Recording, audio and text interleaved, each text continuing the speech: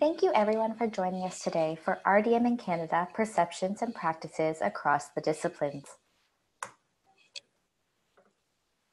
Just a little bit of housekeeping before we get started. You may have noticed that you've been automatically muted when you entered the webinar room.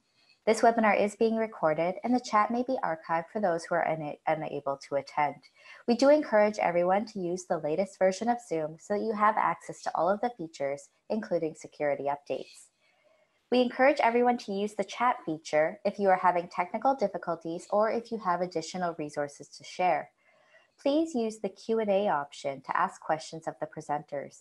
Questions will be addressed at the end. You may also raise your hand if you wish to ask a question out loud, and I'll be able to unmute you and give you speaking privileges. Questions may be asked in English or French. You can find the complete code of conduct for Carl at the website mentioned there. We'll add that to our chat as well, so you can visit that link. Carl and the Portage network are committed to providing a welcoming, safe, and harassment-free environment for its staff, membership committees, and working groups, as well as for participants, speakers, and organizers of Carl meetings and events. We do not tolerate harassment of any kind. Today's presenters are Melissa Chung and Alexandra Cooper. Melissa Chung is a research librarian at the University of Ottawa. Melissa is a member of the Canadian RDM Survey Consortium. She was formerly a member of REAG, involved in the development of the expert group's roadmap of research priorities. Alexandra Cooper is the Data Services Coordinator at Queen's University. Alexandra is a member of REAG, Dataverse North, and the Canadian RDM Survey Consortium. She is also a member of the Oakville, Ontario Data Community and serves as chair of Statistic Canada's DLI Professional Development Committee. Please welcome Melissa and Alexandra in joining us today. I'm going to hand things over now to Alexandra and Melissa.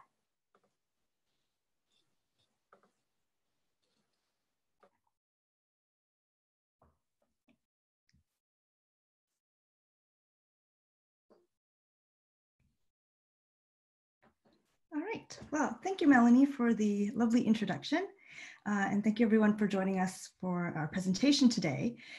This webinar is the culmination of a survey project that has been ongoing for several years, involving library colleagues across the country, including many past and present members of Portage. So I'm very pleased to be able to present some of the work that we've been working on. Next slide, Alex.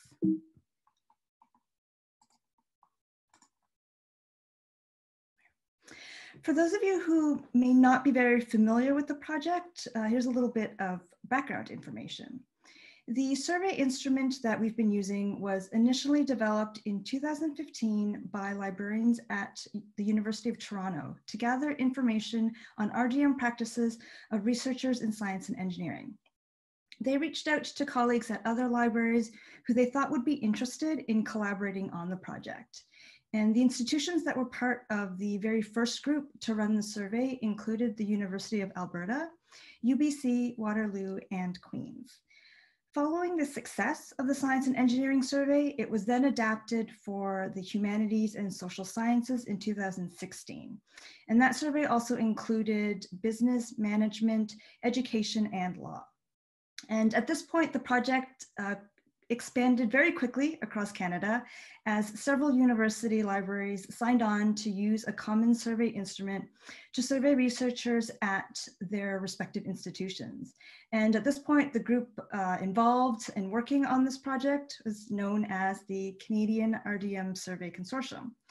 And Portage offered to help us maintain a clearinghouse of documentation associated with the project, including our generic survey templates, as well as ethics documents. Additionally, we were lucky enough to receive help from the tri-agencies to translate our generic survey documents into French. Then in 2017, the survey was adapted for the health and medical science disciplines.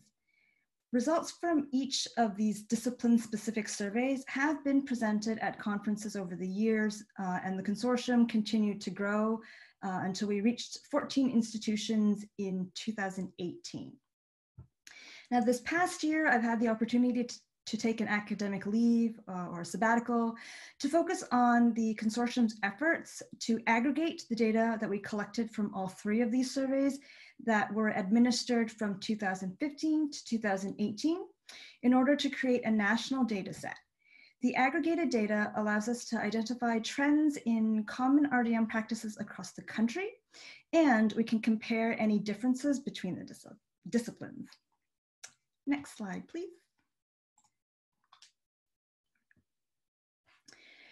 The generic survey that we were using had 25 to 26 questions, depending on which disciplinary version. And they were organized into 4 sections, and the questions generally reflected the data lifecycle.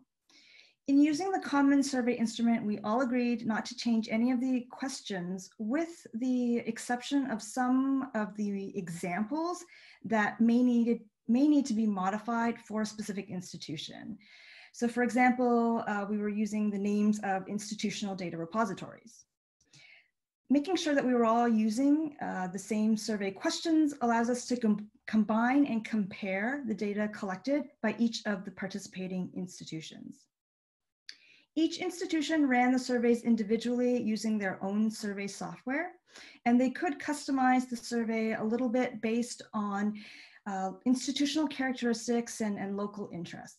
So things that could be customized included the names of departments and programs. Some institutions decided to include graduate students in their surveys. We also had the option of running the survey in the 2 different languages. At UOttawa, we're a bilingual institution, so we ended up running the survey in both English and French. And we were also allowed to add or remove questions. So there were some institutions that decided to add their own questions to the survey. However, those responses were not included in the national data set. So those were unique to a particular institution. There were other institutions that may have decided to remove some of the generic questions that may not have been applicable to their local context. In addition to being able to customize some of the survey questions, each institution also had to obtain ethics approval from their own research ethics board. Next slide.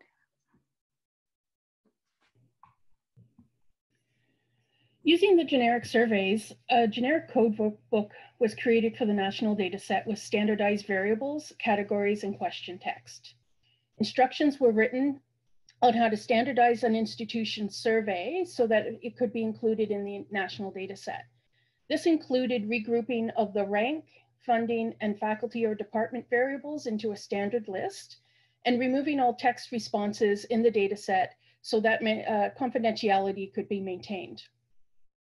Institutions were also asked to remove any additional variables they included in the survey, and we added some new variables to the data set, which included this year the survey was run, the language it was run in, and the name of the institution. If a question from the generic survey was not asked by an institution, they were asked to include that variable, but coded as a 999, not asked by an administering institution. Oops. So we merged the data from 13 schools across 8 provinces to create the national data set with a respondent count of 2,658. This map shows the schools included in the data set represented by the yellow triangles. Those that ran the survey but did not include their data in the data set, represented by the purple circles, and those that have inquired about running the survey, but as far as we know, have not yet run the survey, represented by the red squares. Now on to the survey results themselves. First off, respondent field of study. All the major fields of studies were represented among the respondents. Social science made up the largest disciplinary group, accounting for 20.4% of the respondents, followed by arts and humanities at 17.2% and science at 17.1%. The smallest disciplinary groups were respondents who identified themselves as interdisciplinary or other and health sciences. Some participating institutions in Ontario and BC also surveyed graduate students. The grad students made up 32.5% of the total survey respondents, and 20.5 to 43.7% in each disciplinary group included in the survey. The survey asked about what funding sources respondents were using or planning to use. Before submitting their data to the national dataset, institutions were asked to group funding sources into the following categories: NSERC, SSHRC, CIHR, CFI, province, industry, and other. 56.3% of respondents reported receiving funding from at least one of the tri-agency sources, NSERC, CIHR, or SSHRC. When we broke down the various funding sources by discipline, we found that there were statistical differences in the funding sources for each discipline. NSERC provided funding primarily for engineering and science. SSHRC provided funding primarily for the arts and humanities, for business, management, law and education, and the social sciences. CIHR primarily funded medicine and preclinical sciences and health sciences. And in the other category, the highest responses were from engineering, science, health science, and interdisciplinary. We wanted to know how researchers were working with and managing their data. And so here are some of the current, quote unquote, current RDM practices that were reported at the time of the survey.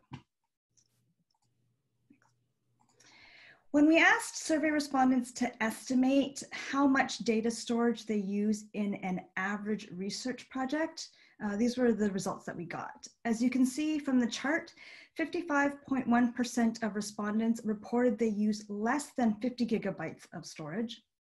11.6% use between 50 gigabytes and less than 500 gigabytes. 11.6, yeah, was less than 500 gigabytes. 6.3 used between 500 and less than 1,000, while 7.9% used more than 1 terabyte. And we also had about 15% who said they were not sure. Now, respondents in science were more likely to use more than 1 terabyte of data storage compared to the other disciplines, with 16.6% of them indicating that they use more than 1 terabyte. And this suggests that they are more likely to work with big data. Meanwhile, on the other side, we have the respondents who identified as interdisciplinary or other, and those in the social sciences, they had the highest percentages that were using less than 50 gigabytes of storage, with 6.3% and 62.5% respectively. Next slide. We also asked where they were storing their research data from their current projects, and respondents were allowed to select all of the storage options that were applicable. And so they may be using multiple storage strategies and not just relying on one type of storage media for all their data. In this chart, you can see that approximately half of the survey respondents reported storing their data on a laptop, a computer, and/or an external hard drive. And only 7.1% reported using an external data repository. Surprisingly, the number of respondents that are using a shared drive or a university or departmental server is relatively low at 27.4%. Now, we did not ask respondents to differentiate which storage media was used for the different stages of data, and that could be raw, working, or archived data. So even though it says we've got 41.9% of our respondents that are storing data on flash drives or USBs, they're not necessarily using the USBs to preserve or archive their research data long-term. So it might not be as bad as we think. When we look at the responses by discipline, the results do reflect how different disciplines create and work with data using different research methodologies. But generally speaking, the results were as we expected. So for example, for science and engineering, they were more likely to say that they use the hard drive of instruments to store their data. One interesting finding to note was that health sciences were more likely to keep physical copies of their data. And we think this might be because they're working with data from health records that are subject to specific laws and or limitations on digitization.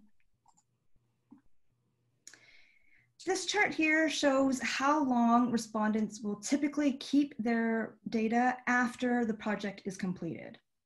The orange, yellow colored bars show how long they tend to keep their raw data. The light blue bars represent intermediate and working data, while the dark blue bars represent processed data that's ready for publication. In general, respondents indicated they typically keep their research data until it becomes inaccessible or lost.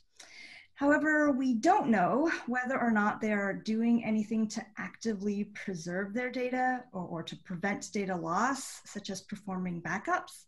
And it's likely that researchers are simply leaving their data stored on their laptops, their computers, and external hard drives until those drives fail, instead of planning ahead with their data management.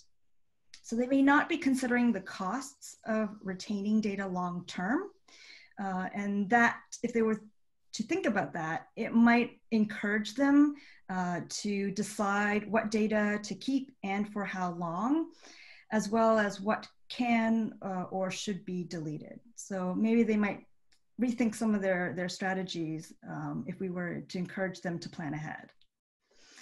When we were comparing the disciplinary differences, again, health sciences seemed to stand out. They reported being more likely to keep their data, and it could be raw, working, or data that's ready for publication, between 5 to 10 years after project completion. And that sort of raised a question: are health sciences more affected by ethics policies that specify data must be destroyed after 5 or 10 years? We expected that researchers in medicine would be subjected to the same policies, but the respondents in the preclinical sciences and the medicine group, they responded similarly to the others, where they tended to keep their data until the data becomes inaccessible or lost. Next slide. In the survey, we asked a series of questions to gauge whether researchers would be able to meet RDM policy requirements for DMPs and data deposit in repositories. So before we get to those results, we have a poll. Melanie, if you could launch the poll. We asked researchers if they'd be able to draft a DMP as part of their grant application. Guess which of the following statements most researchers said best describe their situation. And we'll give you a couple minutes to fill that out.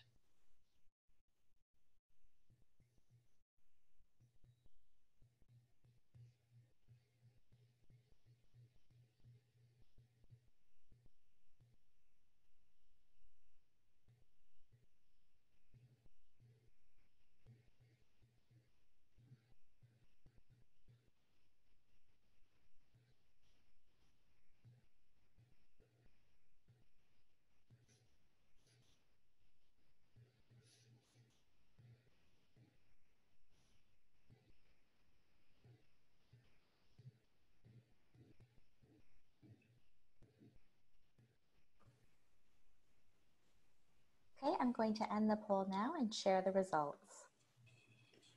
So it looks like 32% said they do not need help. Oh, the most one is they need help or guided documentation to draft a DMP. So what our results show is was that 50% do need help or guided documentation to address some of these sections.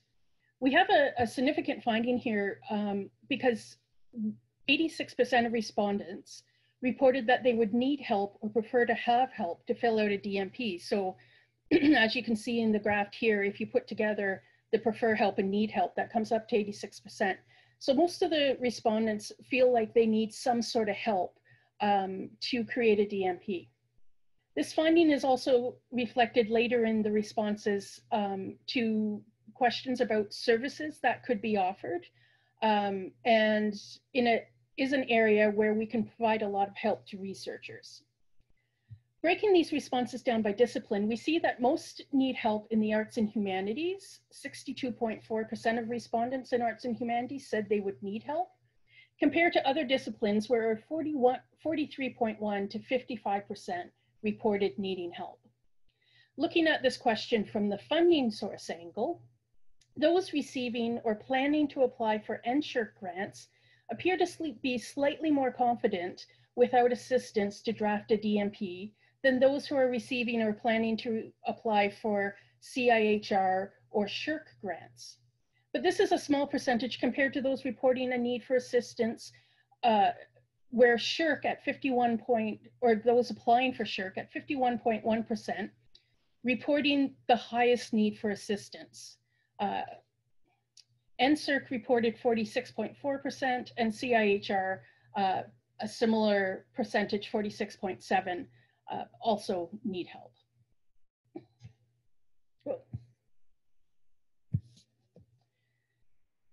Respondents were then asked about how they currently share their data and if they were planning to share their data in the future. The light blue bar represents those in the planning to share in the future, and the dark blue bar presents the current sharing practices. They were able to choose all that applied, and one of the options included that they are not sharing or not planning to share, and that's represented by the yellow bars. 28.4% of respondents indicated they were not currently sharing their data, and 13.7% reported they were not planning to share their data in the future. The least popular method of sharing was the institutional repositories at 4.9% and general discipline-specific repositories at 7.9%. However, the number of respondents who would consider depositing data in repositories in the future jumps up to 20.2% for institutional repositories and 14.2% for general or discipline-specific repositories. Sharing by personal request only was the most frequently used method, with 41.8% of respondents reporting that they currently share their data this way. In the future, 46% of respondents reported they would consider sharing their research data this way. But we need to note that this method of sharing would not satisfy tri-agency requirements on data sharing. Now, there is a problem with this question. When analyzing the data on the national data set, we discovered a couple flaws in the question. When the original engineering science, or between the original engineering science survey and when the arts and humanities survey were written, the wording to this question was slightly changed, and a couple of the categories were slightly changed. The intent of the question was to ask researchers to select all responses that applied, but it seemed likely that some respondents believed that choosing share by personal request only, they were excluded from selecting any other methods of sharing. Therefore, there may be a greater number of researchers who are or would be considered sharing their data using other methods in addition to the share by personal request only. Next, we asked about restrictions or embargoes on sharing data. 30.4% of respondents reported needing to publish first as the main restriction for not sharing. Only slightly less was concerns over privacy, confidentiality, or ethics restrictions. Aside from these two concerns, 21.8% of respondents reported no restrictions in sharing their data. If there are no restrictions on sharing their data, we then asked with whom would respondents share their data. The majority of respondents indicated that they would be willing to share their data if it was not affected by restrictions or embargoes.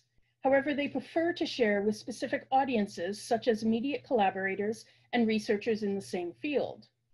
Interestingly, though, more respondents were willing to share their data with the general public, 29%, than with researchers outside of their field, 15.6%. By discipline, arts and humanities were more likely to indicate that they were willing to share their data with the general public, while health sciences were more likely to want to share their data with immediate collaborators.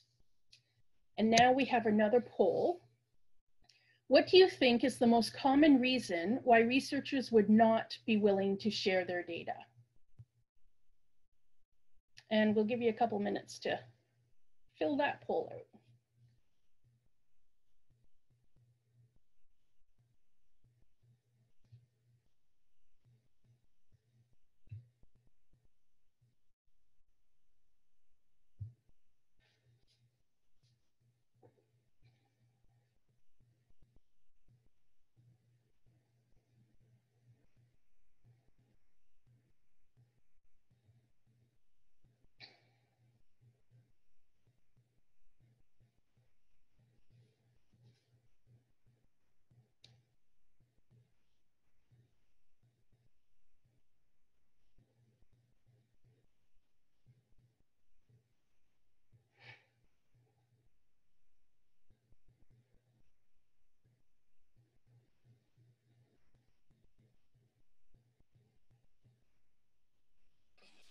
Okay, I'm going to end the poll now and share the results. So the highest one is that 59% researchers still wish to derive value from their data. Well, so that's a close guess. Oops, sorry. The most common reason was to not share their data was that their research data was incomplete or not finished. This was closely followed by the desire to still derive data from their, or derive value from their data. On the other hand, 22.3% of respondents indicated they were willing to share their research data. Nothing stood out as a trend in terms of differences by discipline. There wasn't any obvious single reason why researchers in a particular discipline would not be willing to share their data when comparing with other researchers in other disciplines. These results suggest that we need to address researchers' concerns over data sharing, and we need to reinforce the reasons for data sharing to make it more appealing to them to want to share their data. Now back to our research question for this section. Based on our survey results, most researchers would have to change their RDM behaviors to meet tri-agency RDM policy requirements. Very few researchers reported depositing their data in institutional, general, or discipline-specific repositories. However, it would appear they would consider doing this in the future. There are a number of actual and/or perceived barriers to research data for reuse. Researchers are going to need our help navigating policy requirements to balance the policy's intent of making data more available for reuse and adhering to privacy, confidentiality, and other ethics restrictions. So this brings us to the question, how can institutional support services help researchers meet RDM policy requirements, particularly the requirements for data management plans and depositing their data? We also want to encourage best practices in data stewardship in general, and especially in the case of respondents who reported that they were not receiving tri-agency funding or any funding at all, and therefore they may not be subject to specific policy requirements. On this slide here, these are the results for the question that we asked about asking respondents to indicate their interest in possible RDM services. So we have the dark blue bars in the chart that show the percentage of interested responses. The orangey yellow bars are the not interested responses, while the gray bars represent the not applicable responses. As you can see at the top, 83.6% of respondents reported that they were interested in workshops for faculty members or graduate students. Other popular RDM services included assistance preparing DMPs to meet funding requirements, or assistance creating formal or documented data management policies.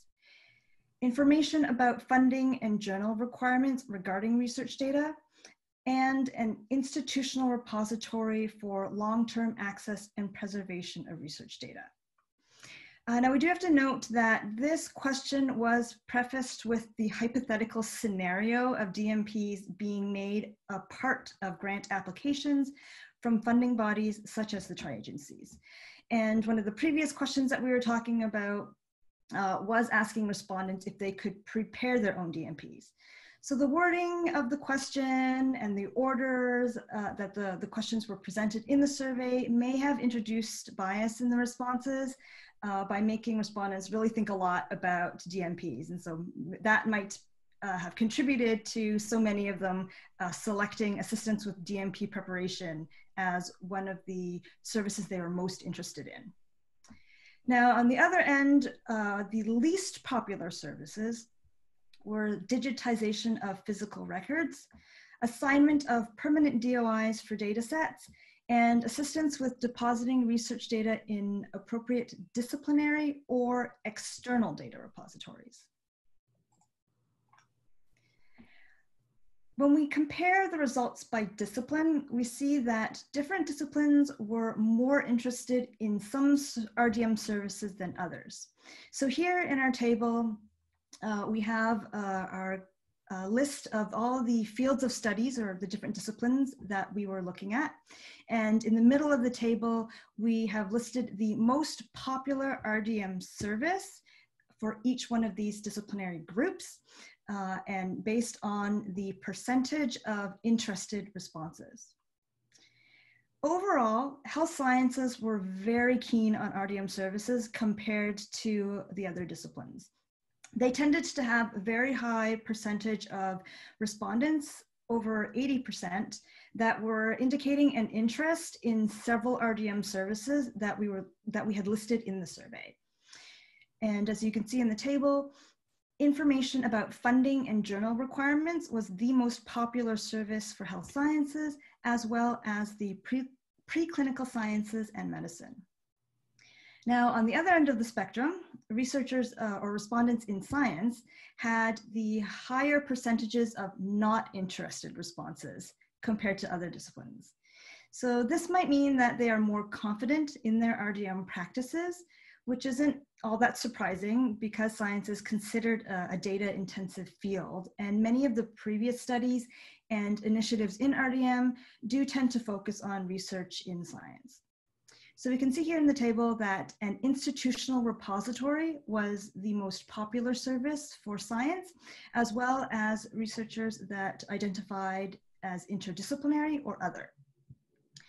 Meanwhile, we have assistance with DMPs being the most popular service for engineering, arts and humanities, business, management, education, and law, as well as the social sciences. So what does all of this mean? How can these survey results help us to develop RDM services? This is a question that we're still thinking about as we interpret our survey results and attempt to draw some conclusions from the findings. But here are some of the ideas that we have been thinking about. Our results suggest there are gaps between researchers' RDM practices and what they will be expected to do in order to meet policy requirements. Many researchers are asking for additional information on RDM policies, and we think they could benefit from guidance on how to share their data and how to deposit in digital repositories while meeting any ethics restrictions. So we could start by clarifying which data should be retained or shared for reuse and which data should not be shared at all. The majority of the respondents said they either want or need help with drafting a DMP, and our results suggest that there is a need for more education on training, more education and training on best practices to encourage more thoughtful planning when it comes to data management. And researchers may need more help articulating their strategies for things like data retention and long-term preservation. Now, we also found that researchers generally are not depositing their data in digital repositories, and they may not be very keen on making their data available in open access. Most would prefer to share with specific audiences rather than the general public. Some are worried about getting scooped before they can publish their work. And they also have to consider the privacy, confidentiality, and ethics restrictions their data may be subject to. However, there is an interest in institutional repositories, and it seems that researchers would consider using them in the future as a way to share their research data. And this is encouraging because institutional repositories are a safer place to store data long-term than the hard drives that researchers reported they were currently using. We have a very rich data set, and today's webinar only covered a few of the major highlights from our results. We are working on publishing our findings, and we do intend to practice what we preach by making the national dataset publicly available for reuse. You can also find other reports, publications, and associated data on the Canadian RDM Survey Consortium's page of the Portage's website. So I just want to wrap up our presentation by saying a big thank you to everyone involved in the RDM Survey Consortium, especially those who were able to add their data to the national data set. Thanks to Portage and to the Research Intelligence Expert Group for providing support to the RDM Consortium, as well as the tri-agencies for assisting us with translating our documentation. Lastly, thank you, the audience, for joining us for today's webinar, and we'd be happy to answer any questions or hear your thoughts on this project. Thank you so much, Melissa and Alexandra. If you have questions for our presenters today, you can use the Q&A tool. You'll notice that in the Zoom toolbar. So please add your questions there. We do have a couple of questions to get us started. So our first question, what influence does the distribution over time of different surveys have on your results? Earlier results might show less RDM preparedness or awareness, for example. Sure. Well, this was something that we did have a discussion about. As we kind of mentioned, the data that was collected was done over a period of time, and there were a lot of things happening around RDM kind of in between.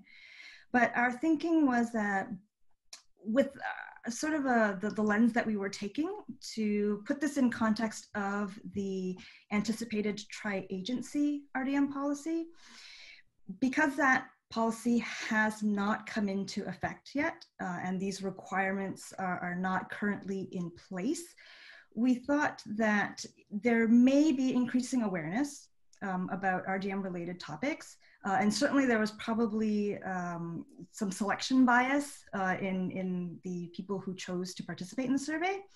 But we don't think that there may be a lot of change in RDM behaviors, just because there aren't specific requirements in place.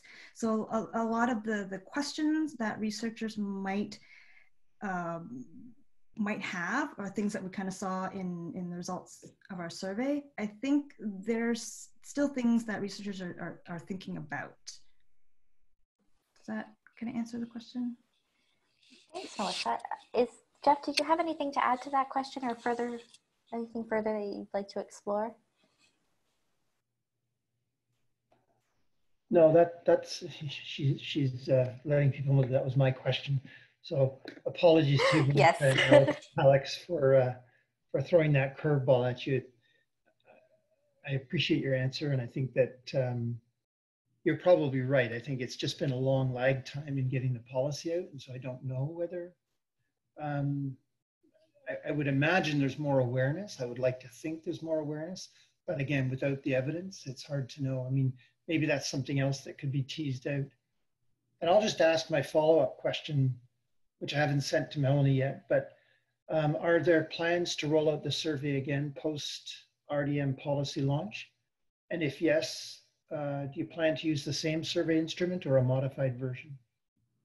We've been talking about this as we work through the analysis, and we feel that post policy launch, it probably would be a good idea within about a year or 2 years after, to give time for institutions to figure out the strategy and policy, and for researchers to get on board and to apply for tri-agency funding, and basically be forced to do this sort of stuff.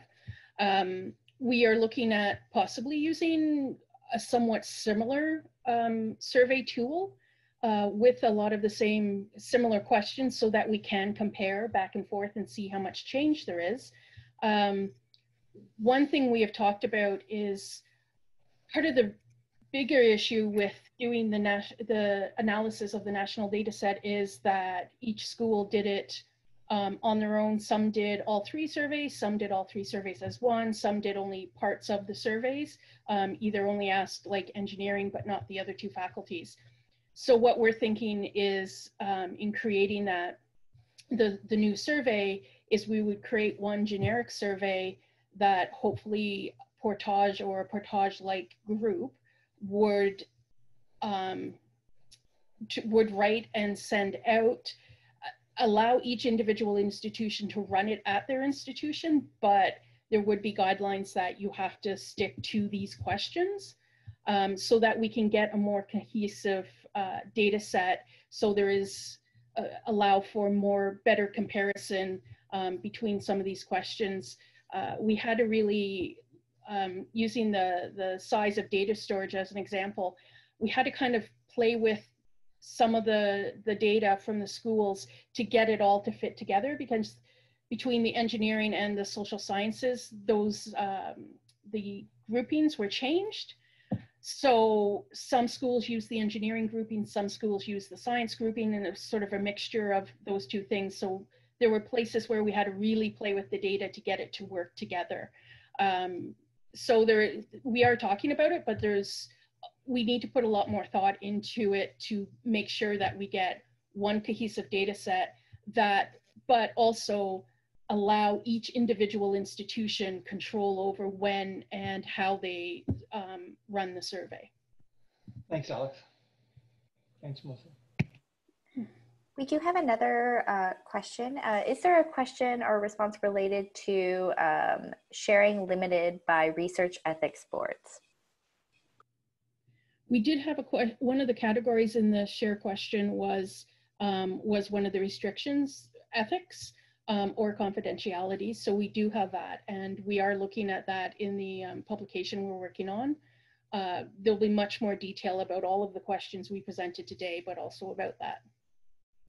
And we're also looking at it from the lens of discipline and funding sources.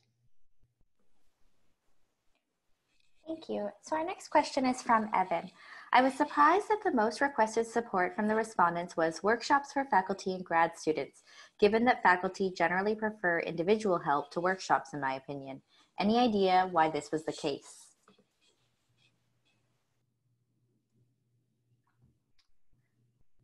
Sure. So for that particular question, in the chart that we presented today, we did combine the responses that we got for interest in workshops. In the survey itself, we had the workshops for faculty members and workshops for graduate students listed separately. But what ended up happening was that the grad students would all select, they were very interested in grad student workshops, but they didn't really care all that much about workshops for faculty members. And so that kind of skewed some of the results that we had. So when you take a look at the data a little bit more closely and look at the different responses based on the respondent ranks, then at the top of the list for grad students was grad student workshops. But at the top of the list for faculty members, they were more interested in assistance with DMP preparation. So in our chart, in order to kind of be able to present all of our findings in a little bit more of a simplified way, we ended up grouping those 2 variables together just to show that generally there is an interest in workshops on best practices in RDM. Thanks, Melissa. Our next question is from Omid. Is there a plan in place to have a focal point at each and every institution responsible for developing DMP in the first step and educating researchers for RDM?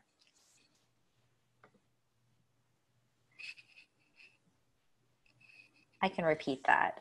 Is there a plan in place to have a focal point at each and every institution responsible for developing data management plans in the first step and educating researchers for RDM? Omid, I'm going to give you permission to speak so that you can clarify your question.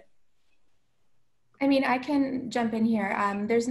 I think institutional plans are very institutional based. So whatever institutions are deciding to do, Portage has made some efforts to gather institutional context so that if questions are coming in from researchers to Portage in some way, that they're redirected back to a specific unit or person at an institution. And I think Jeff could probably speak more to that stuff. Thanks, Dylan. And Omid, you have permission to speak, so if you'd like to share. Hi, do you hear me? Yes, we do. Yeah, I mean, the thinking behind this is that, I mean, I have been kind of involved in developing research proposal and all of that, and that is really time consuming. And on top of that is educating like graduate students and all of that. And if you're adding another layer of complexity to all of these, which is developing data management plan, which is a significant part of the end results. I mean, storing the end results and all of that, but it really gets kind of overlooked because of like everything that is involved. So I'm thinking that if, for example, there is a center in let's say a school or even in a faculty where researchers could basically communicate with them, and they kind of be the body that communicate with you, let's say, to avoid the complexities around communications, that would be quite beneficial. So I'm not sure where you are, Omid. Are you a graduate student or a faculty member? Well, I used to be a graduate student, and yeah, I was involved in all of this. But then one of the things was that when we did have our final results processed and all of that, it was kind of like in your survey, it does show that it stays in hard drives and here and there. Yeah. And then when people were trying to get access to that, they were asking kind of at a personal level, so which is not quite efficient. Okay. Well, I think the vision going forward is to see data management planning become something that happens as a matter of course in any research project, and that by virtue of getting it started early and using tools like the DMP assistant, which is fairly straightforward to work your way through a series of questions, and having those questions tailored to the various disciplines that are out there doing research, we're hoping that that process will become less burdensome, and that the process is going to be sort of a living and ongoing process throughout the research life cycle, and that research would be improved by doing it. And so it is a perception that it is administrative burden and it's more work, and it is in some ways, but in other ways it's a time saver and an improver of outputs and research quality and reproducibility and all the rest. So I think in time it's going to be a culture change and be seen as a positive thing. But your point is well taken. It is daunting at this stage, perhaps. Anybody else? Alex or Melissa? Oh, I'd like to add, talk to your librarians. As a research librarian, you could contact, I would love it for researchers and graduate students to get in touch with me before they start their project and ask all of these questions about data management. And I can kind of explain a little bit more about things they might want to think about. when coming up with their data management plans, or possible solutions about where are you going to store your data at the end of the whole project, and which data repositories might be most appropriate for your particular data set in your particular project. So for many of us working in libraries, we would love to have these conversations with you. Yeah, I have to echo that. I'm the data services coordinator at Queen's, and that's a large part of my job, is talking to researchers, students, grad students, whoever is doing any kind of research project. Come and talk to us. We can help you in the beginning, middle, and we can answer those questions or send you to the correct person at the institution to answer those kinds of questions. And I know, particularly in Ontario, that there are a lot of schools that are developing these services and now have librarians specific for these sort of things, but also if they don't have them, there's librarians with it in their job. So you're best to, as always, start with the library, because someone at the library will know what you're talking about and point you in the right direction. Well said, thank you. Thanks. And another question, more generally, when is the tri-agency RDM policy likely to be launched now? I would also like to know. I also have this question, and I've had this question for a long time. I think that's the $64,000 question, or whatever dollar amount you want to throw on it. I was in a conversation with a representative from CIHR late last week, and there was no hint as to any kind of a date. And frankly, having heard dates announced and have those dates come and go in a COVID situation and a non-COVID situation, I'm just learning to be patient and carrying on and doing the good work that we're doing to try and make research data management easier. My suspicion is that there will not be an announcement until sometime in the new year, when and if the COVID situation, which is affecting everybody, but the government at the federal level, no less, I suppose, until that settles down somewhat, and who knows when that will be, I don't anticipate a major policy launch happening. So it could be into 2021 without any without any danger of over dramatizing. I would also like just to add to that regardless of when the policy comes out, this is something you should be doing now anyways, because it just makes your data future-proof. It makes your research future-proof. One thing I tell a lot of researchers who come to talk to me is, in 5 or 10 years, when you've moved on to something else, you don't want to get a question saying, what does this variable mean? And by properly going through the RDM process now, you won't have to do that. So whether there's a policy or not, go to your library and find out what you need to do and how to do it. And another question for our presenters today, just some curiosity about when you are expecting to have your paper related to this come out. We're working hard on it. We have completed a lot of data analysis, and we have all kinds of charts and things. We're currently working on our draft manuscript, so fingers crossed that we'll have that done soon. And another question from P. Moore, was thinking more about REB used to have delete as their default. To what extent have they moved towards addressing expectations of data persistence, sharing, and meta research?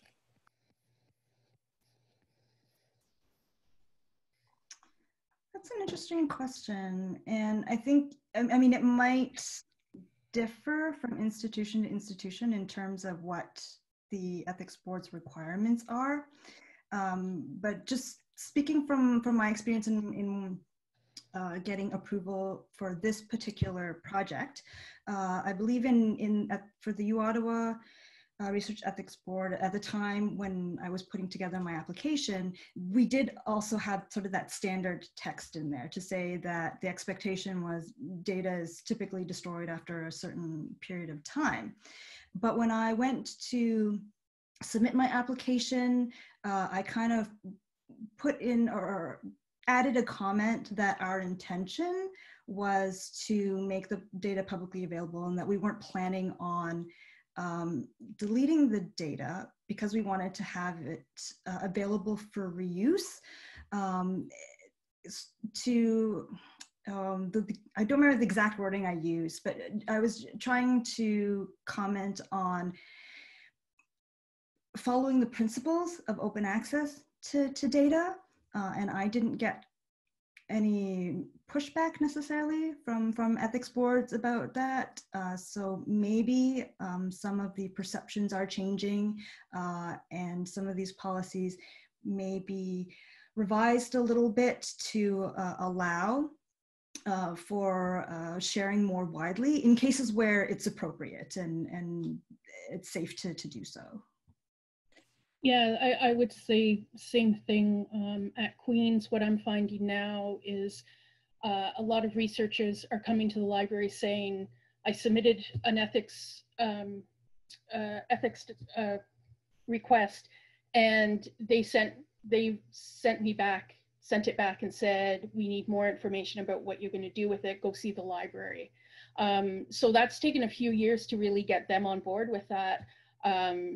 And they're sort of starting to realize that depending on the case, there are times where the data doesn't necessarily need to be destroyed. We're also finding that in working with faculty members who are teaching grad students, the faculty members are now saying, this might say the data needs to be destroyed in 10 years, but that's not the case anymore for this particular case. So I would say they're maybe slow in responding, but they are responding, and they are aware that there's a lot more that can happen with data than just the initial publication. And there are places to put data that it's safe, and it's not going, in terms of confidentiality or privacy, those sort of things are not going to be impeded on by making it available in a repository or something like that. So I think REBs are starting to come along to that and change their language somewhat. I'm just gonna, I have to run off to another call, but there was one other, une autre question, c'était en français, it was a French question. C'était un commentaire de Daniel Beaulieu. La menace d'une politique est souvent plus efficace que la politique elle-même, which roughly translated is the threat of a policy is often more effective than the policy itself.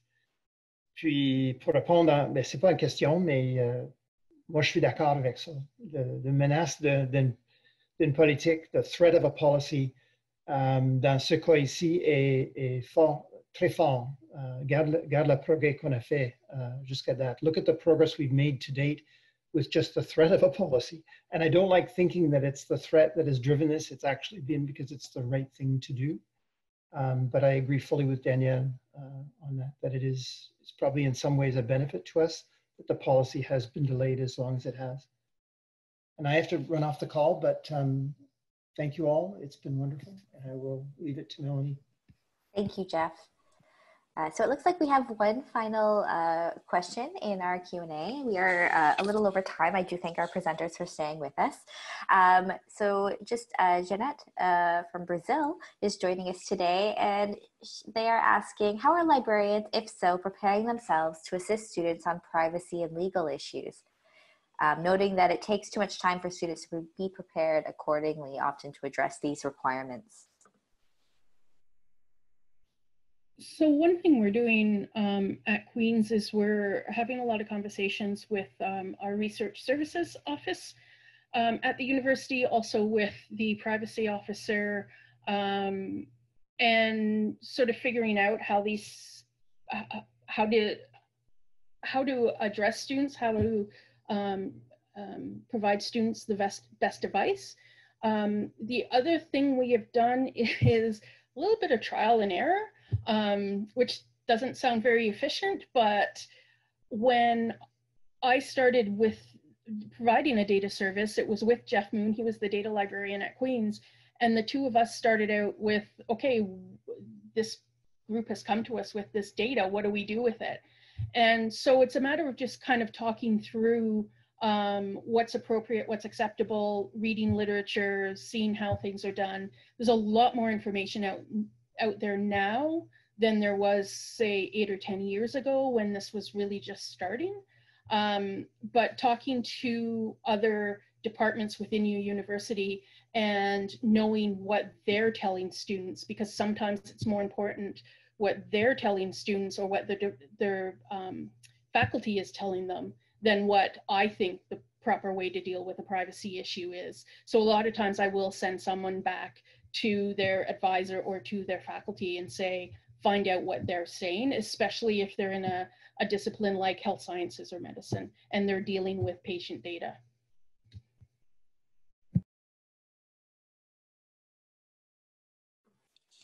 Thank you very much. We're just wrapping up now. It is 3 after the hour. Alexandra or Melissa, is there anything you'd like to add in conclusion?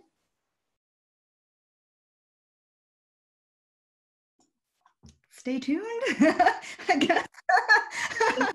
This has been a very large project that has been ongoing for a while. And as you can see, it's got a lot of different pieces to it.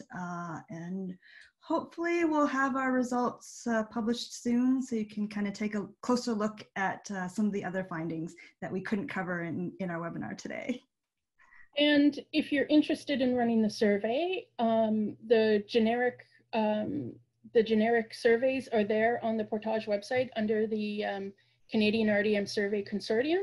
So if you'd like to see how your researchers at your institution are dealing with this, run the survey, and we're happy to help and provide advice. Not necessarily going to say you're going to be part of the national data set, but hey, maybe we'll put you in and run another analysis or not.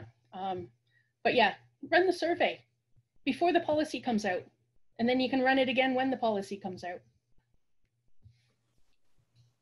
Thank you so much, Alexandra and Melissa, for joining us today.